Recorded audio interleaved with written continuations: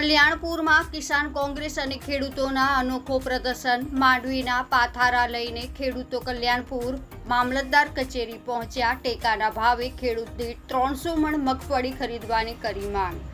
આજે દેવભૂમિ દ્વારકા જિલ્લાના કલ્યાણપુર તાલુકાના મામલતદાર કચેરીએ કિસાન કોંગ્રેસ અને ખેડૂતો દ્વારા આવેદનપત્ર મામલતદાર સાહેબને આપવામાં આવ્યું, જેમાં ખેડૂતોની ટેકાના ભાવે મગફળી 300 મણ ખરીદો, નહીતર ચાલુ બજારના ભાવ છે તેને બાદ કરતા ઘટતા રૂપિયા જે 300 મણ મગફળીના પ્રમાણે સીધા ખેડૂતોના ખાતામાં જમા કરો, કારણ કે ખેડૂતોના પાકનું યોગ્ય વળતર વેપારી પાસેથી અપાવવું અને આપવું એ સરકારની ફરજમાં આવે છે। ખેડૂતો આ ભીખ નથી માંગતા, તેનો હક છે।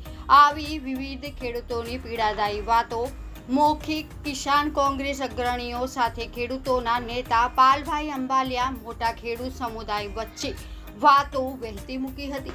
મામલતદાર સાહેબને લેખિત સૌ ખેડૂતોની હાજરીમાં આવેદનપત્ર ખેડૂતોની પીડા લેખિત ના ભૂલાય એટલે આપી હતી। મામલતદાર સાહેબે આવેદનપત્ર પ્રેમથી સ્વીકારી સરકારશ્રીને પહોંચાડવાની બાહેધરી આપી। આ સ્થિતિને અમારી ચેનલ સૌરાષ્ટ્રની અસ્મિતા ન્યૂઝમાં કેમેરામાં કંડારી હતી। Bureau report Vanrajsinh Jadeja, Kalyanpur.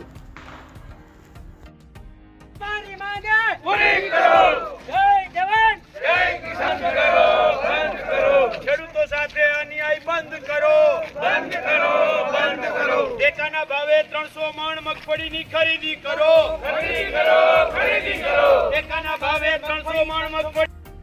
સરકારે જે રીતે અત્યારે એક નાની વાત આવી છે કે 15 લાખ મેટ્રિક ટનની આસપાસ ખરીદી કરવાની છે, એ પ્રમાણે જો હિસાબ કરો તો ટોટલ 9,33,000 ખેડૂતોના રજીસ્ટ્રેશન થયા છે। એક ખેડૂતના ભાગે 68 થી 70 મણ મગફળી માત્ર ખરીદી થાય એવી શક્યતાઓ દેખાય છે, અને એના આધારે આજે અમે કલ્યાણપુર તાલુકા મથકે ખેડૂતોને સાથે રાખી અને બહુ સ્પષ્ટ માંગ કરી છે કે સરકાર ટેકાના ભાવે કાં તો 300 મણ મગફળીની ખરીદી કરે, અથવા તો ખેડૂતના ખાતામાં ભાવ ફેરના રૂપિયા, જે ખુલ્લા બજારમાં અત્યારે ભાવ 750 થી 1000 રૂપિયા છે મગફળીનું, અને ટેકાના ભાવોને જે 1452 રૂપિયા છે, આ ભાવ ફેર 452 રૂપિયા ગુણ્યા 300 એટલે કે 1,35,000 ખેડૂતોના ખાતામાં સીધા જમા કરાવવામાં આવે।